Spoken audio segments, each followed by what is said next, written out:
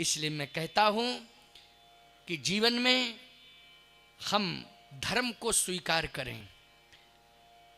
अगर हम धर्म को स्वीकार किए रहेंगे और यदि धर्म को स्वीकार करते हुए भी हमसे भूल हो जाती है तो उस भूल को हम स्वीकार कर लें और उस भूल को हम परमात्मा के पास पहुंचकर स्वीकार कर लें और कहें ये भूल हो गई है, मुझे क्षमा करो।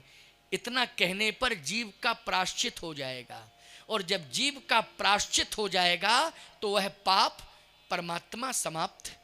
कर देगा और जब परमात्मा प्रायश्चित करने के बाद जीव का पाप समाप्त करेगा तो ये कहेगा कि मैं इस शर्त के साथ तुम्हारा पाप समाप्त कर रहा हूं कि तुम पापों की पुनरावृत्ति मत करना। एक कंडीशन है इसमें, ऐसा नहीं कि पाप करो क्षमा मांगो फिर पाप फिर क्षमा, ये नहीं, ना गलत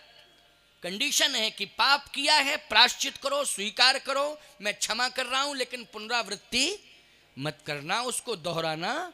नहीं। बस इतना तुमने कर लिया, घोर जघन्य से जघन्य पाप तुमसे हुआ हो, चाहे जाने में चाहे अनजाने में, लेकिन अगर तुमने भगवान के सामने स्वीकार कर लिया तो निश्चित है कि भगवान इस शर्त के साथ कि दोबारा अब दोहराना नहीं, पाप करने की प्रवृत्ति ही समाप्त कर दो तुम अपने जीवन से, तो मैं तुम्हें क्षमा करता हूं और स्वीकार करता हूं। तो याद रखना